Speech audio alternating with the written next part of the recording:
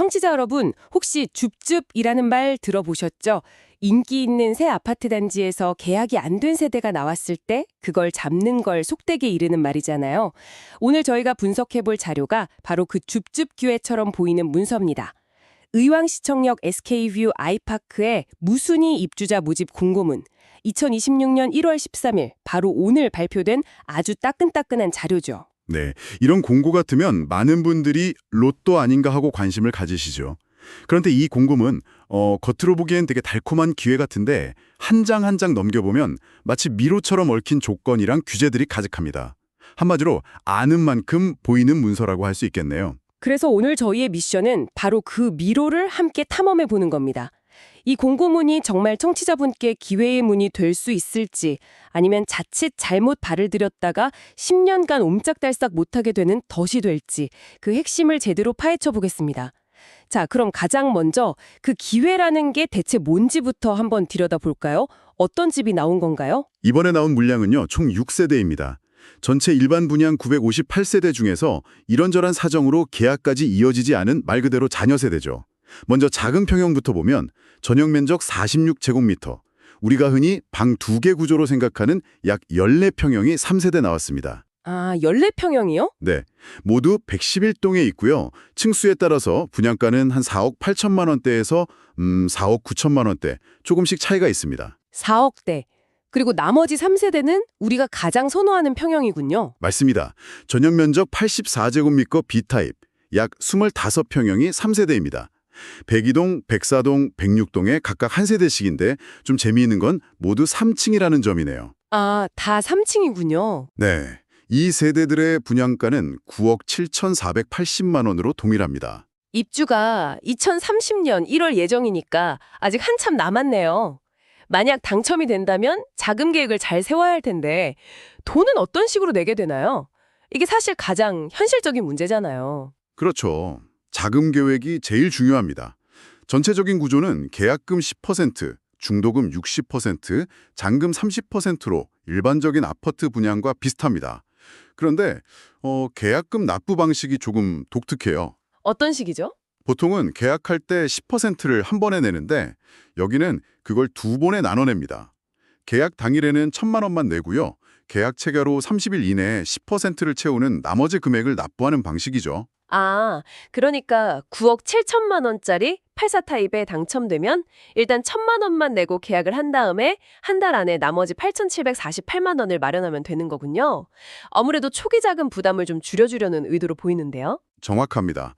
당첨되고 나서 계약금 전체를 바로 마련하기 힘든 사람들을 위해서 문턱을 살짝 낮춰주는 일종의 마케팅 전략이라고 볼 수 있죠.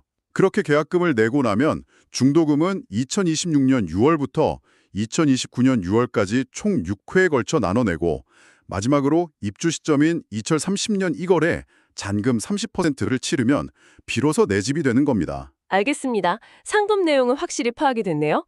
그럼 이제부터가 진짜 관문일 것 같은데 이렇게 구체적인 물건이 나왔다고 해서 아무나 달려들 수 있는 건 아닐 거잖아요. 무순이라는 말이 자칫 아무 조건 없음처럼 들려서 오해하기 쉬운데 실제 자격 요건은 어떤가요? 바로 그 지점이 첫 번째 함정입니다. 무순위는 청약 통장이 필요 없다는 뜻이지 자격 요건이 없다는 뜻이 절대 아니거든요. 아, 그런가요? 네, 이 공고문에서는 아주 명확하게 3가지 핵심 조건을 내걸고 있습니다.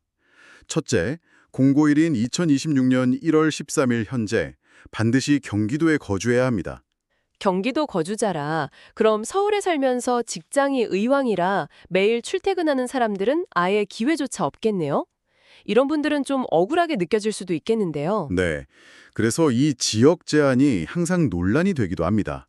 하지만 현행 주택공급규칙상 해당 지역 거주자에게 우선권을 주는 게 원칙이라 어쩔 수 없는 부분이죠.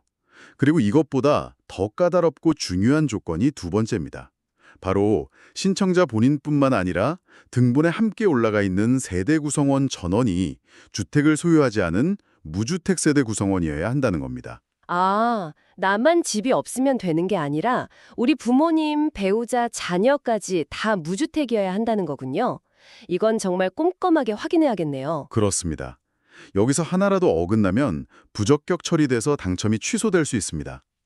마지막 세 번째 조건은 간단합니다. 대한민국 국적을 가진 성년자여야 하고 외국인은 청약이 불가능합니다. 다행인 점은 이 세 가지만 충족하면 청약 통장이 있든 없든 가입 기간이 얼마나 됐든 전혀 상관없이 신청할 수 있다는 거죠. 그런데 공고문을 훑어보다가 좀 특이한 조항을 봤어요. 해외에 오래 체류한 경우는 자격이 안 될 수도 있다고요. 이건 왜 있는 규정인가요? 네, 이것도 은근히 많은 분들이 놓치는 부분입니다. 간단히 말해서 공고일을 기준으로 역산해서 계속해서 90일을 초과해 해외에 머무른 사실이 있다면 국내 거주자로 보지 않아서 청약 자격을 주지 않는다는 겁니다. 아, 꽤 까다롭네요. 그럼 회사에서 해외 지사로 발령받아서 나가 있는 경우는 어떻게 되나요? 어떨 수 없이 나가 있는 건데 이것 때문에 기회를 놓치면 너무 억울하잖아요. 좋은 질문입니다. 그래서 예외 조항이 있죠. 세대원 중 다른 사람은 안 되고 오직 청약 신청자 본인만 생업에 직접 종사하기 위해 예를 들어 말씀하신 해외 파견 근무 같은 이유로 나가 있는 경우는 예외적으로 국내 거주로 인정해 줍니다. 아, 본인만요? 네, 물론 그냥 말로만 되는 건 아니고 파견명령서나 현지 법인의 재직증명서 같은 서류를 통해 명확하게 입증해야만 합니다. 자, 그럼 이 모든 까다로운 자격 요건을 다 통과했다고 치죠. 이제 어떻게 신청해야 하나요? 예전처럼 모델하우스 앞에 밤새 줄 서고 하는 풍경은 이제 없는 거죠. 그럼요. 이제 그런 건 정말 옛날 이야기가 됐죠. 모든 신청 과정은 한국부동산원이 운영하는 청약홈 웹사이트나 모바일 앱을 통해 100% 온라인으로만 진행됩니다. 공고문에도 아주 굵은 글씨로 현장 접수 불가라고 못 박아놨습니다. 온라인으로만 가능하다면 당황하지 않으려면 미리 준비해야 할 게 있겠네요. 있습니다. 그리고 이게 아주 중요합니다. 바로 인증서인데요. 청약홈에 로그인하려면 반드시 공동인증서나 금융인증서가 필요합니다. 아, 여기서 정말 주의해야 할 점이 우리가 평소에 은행 앱이나 다른 사이트에서 간편하게 쓰는 카카오나 네이버 인증서로는 이 청약에 신청할 수 없다는 겁니다. 간편 인증서는 안 되는군요. 네, 공고문에 명시되어 있어요. 미리 공동인증서나 금융인증서를 PC나 스마트폰에 준비해두지 않으면 신청 당일 문 앞에서 발만 동동 구르는 상황이 생길 수 있습니다. 듣기만 해도 아찔하네요. 일정을 보니까 기회도 딱 하루뿐이던데요. 네, 그야말로 속도전입니다. 중요한 날짜들을 짚어드리면 청약 접수는 2026년 1월 19일 월요일 단 하루입니다. 딱 하루요? 네, 시간도 오전 9시부터 오후 5시 30분까지로 정해져 있고요.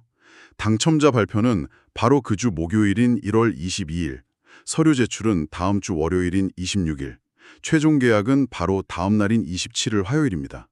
신청부터 계약까지 사실상 일주일 안에 모든 게 결정되는 숨가쁜 일정이죠. 정말 정신없이 돌아가겠네요. 그럼 당첨자는 어떻게 뽑는 건가요?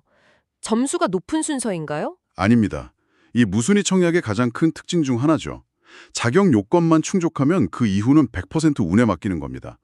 한국부동산원의 컴퓨터 프로그램을 통해 무작위 추첨으로 당첨자를 선정하고요. 어느 동 어느 호수에 배정될지까지도 컴퓨터가 정해줍니다. 완전 랜덤이군요. 네, 그리고 혹시 모를 미계약에 대비해서 예비 입주자도 뽑는데 공급 세대수의 무려 900%. 900%요? 네, 그러니까 6세대의 9배수인 54명을 추첨해서 예비 순번을 부여합니다. 알겠습니다. 신청 방법이랑 일정도 다 확인했는데 사실 이런 기회일수록 숨어있는 독소 조항이 있을 것 같아 불안하거든요. 공짜 점심은 없다고 하잖아요. 분양가만 보면 정말 좋아 보이는데 분명 우리가 감수해야 할 리스크나 규제가 있을 것 같아요. 어떤 점을 가장 조심해야 할까요? 네, 이제부터가 이 공고문의 하이라이트입니다. 이 아파트가 위치한 의왕시가 현재 투기과열지구 및 청약과열지역이라는 점. 이 한 문장이 모든 강력한 규제의 시작점이라고 보시면 됩니다. 여기서 파생되는 가장 무서운 규제가 바로 재당첨 제한입니다. 재당첨 제한. 말은 많이 들어봤는데 정확히 어떤 내용이죠? 이번 무순위 청약의 당첨자로 이름이 올라가는 순간 설령 제가 마음이 바뀌어서 이 집 계약 안 할래요 하고 포기하더라도요. 그 즉시 청약 시스템상 당첨자로 기록이 남게 됩니다. 그리고 그날로부터 무려 10년 동안 투기과열지구나 청약과열지역에서 공급되는 다른 주택 청약에 도전할 수 없게 됩니다. 잠깐만요. 10년이라고요? 계약서에 도장을 찍든 안 찍든 그냥 당첨자 명단에 이름이 오르는 그 순간 10년 동안 발이 묶인다는 건가요? 이건 정말 상상 이상으로 강력한 페널티인데요. 맞습니다. 굉장히 강력하고 또 그렇게 설계된 규칙입니다. 몇 년 전 부동산 시장이 과열됐을 때 일단 넣고 보자는 식의 묻지마 청약이 성행하고 당첨 후 계약을 포기하는 사례가 속출했거든요. 아, 그랬었죠. 그걸 막기 위해 정부가 도입한 강력한 페널티입니다. 당신이 정말 이 집을 원하는 실수요자가 아니라면 아예 신청조차 하지 마시오라는 아주 강력한 시그널인 셈이죠. 와, 한번 넣어볼까 하는 가벼운 마음으로 접근했다가는 10년 동안 내 집 마련의 중요한 기회를 날릴 수도 있다는 거군요. 이건 정말 명심해야겠네요. 또 다른 규제는 없나요? 물론 있습니다. 두 번째는 전매 제한입니다. 이 아파트의 최초 당첨자 발표일이었던 2025년 12월 10일로부터 3년간 분양권을 다른 사람에게 팔 수 없습니다. 3년이요? 네. 입주가 2030년 1월이니까 사실상 입주 전에는 전매가 불가능하고 입주하고도 한동안은 팔 수 없다고 봐야겠죠. 단기 차익을 노린 투자를 원천적으로 차단하겠다는 의도입니다. 그렇군요. 마지막으로 공고문에서 토지거래 허가 구역이라는 낯선 단어도 봤는데 이건 또 뭔가요? 이건 당장의 규제라기보다는 나중에 이 집을 팔 때 영향을 줄 수 있는 변수입니다. 이 지역이 개발 호재 등으로 땅값 상승이 우려돼서 국가가 토지거래 허가구역으로 묶어놓은 곳입니다. 공고문을 보면 최초 분양받는 청취자분은 허가를 받을 필요가 없어요. 아, 저는 괜찮고요. 네, 하지만 나중에 이 아파트를 팔 때 이걸 사려는 매수자는 저는 이 집에 실제로 살 겁니다 라는 걸 증명하고 관할 구청의 허가를 받아야만 집을 살 수 있습니다. 아, 그게 무슨 의미죠? 제가 집을 팔 때 뭔가 불리해질 수 있다는 건가요? 그럴 수 있다는 거죠. 나중에 집을 팔 때 투자 목적으로 전세를 끼고 집을 사려는 갭 투자자에게는 집을 팔 수 없게 될 가능성이 큽니다. 아, 오직 실거주할 사람들만 매수자가 될 수 있으니 그만큼 매수자 풀이 줄어들 수 있다는 뜻이죠. 이게 향후 집값이나 매매의 용이성에 영향을 줄 수 있는 중요한 변수가 되는 겁니다. 재당첨 제한 10년, 전매 제한 3년, 그리고 미래의 매수자를 제한할 수 있는 토지거래 허가 구역까지 정말 만만하게 볼 일이 아니었네요. 그렇습니다. 그래서 공고문 전반에 걸쳐서 계속해서 반복하고 강조하는 문구가 있습니다. 청약 자격 미숙지로 인한 부적격 처리 등의 모든 책임은 청약 신청자 본인에게 있습니다. 라는 문구고요. 본인 책임이다. 네. 심지어 청약홈 콜센터에 전화해서 상담받은 내용도 법적 효력이 없다고 명시하고 있어요. 만약 상담원이 실수로 잘못된 정보를 줘서 그걸 믿고 신청했다가 부적격 처리돼도 그 책임은 오롯이 신청자 본인이 져야 한다는 거죠. 오늘 의왕시청역 SK뷰 아이파크 무순이 청약 공고문을 정말 속속들이 파헤쳐봤습니다. 정리하자면 경기도에 거주하는 무주택자에게는 시세보다 저렴하게 신축 아파트를 마련할 수 있는 아주 매력적인 기회는 분명합니다. 하지만 그 이면에는 일단 한번 해볼까라는 생각을 완전히 차단하는 10년 재당첨 제한이라는 무시무시한 규제가 버티고 있군요. 맞습니다. 단순히 줍줍이라는 가벼운 마음으로 접근할 사안이 절대 아닙니다. 본인의 자격 요건을 서류 하나하나까지 정확히 확인하고 계약금부터 입주 때 낼 잔금까지의 자금 계획을 철저히 세우고 마지막으로 이 청약이 향후 10년간 나의 주택 계획에 어떤 영향을 미칠지까지 종합적으로 고려한 뒤에 신중하게 결정해야 하는 문제입니다. 어떻게 보면 이 공고문 한 장이 현재 대한민국 부동산 시장의 복잡한 규제 현황을 압축적으로 보여주는 아주 좋은 교과서인 셈이죠. 오늘 저희가 살펴본 것처럼 주택 청약 제도는 공정성을 높인다는 명분 아래 점점 더 복잡하고 정교해지고 있습니다. 실수요자를 보호하고 투기를 막기 위한 장치들이죠. 그런데 여기서 이런 질문을 던져볼 수 있을 것 같습니다. 과연 이 복잡함 자체가 또 다른 장벽이 되고 있는 건 아닐까요? 이 빽빽한 공고문을 끝까지 읽고 해석할 시간과 능력이 있는 정보에 밝은 소수에게만 유리한 게임이 되어가고 있는 건 아닌지 청취자 여러분도 한번 생각해 보시면 좋겠습니다.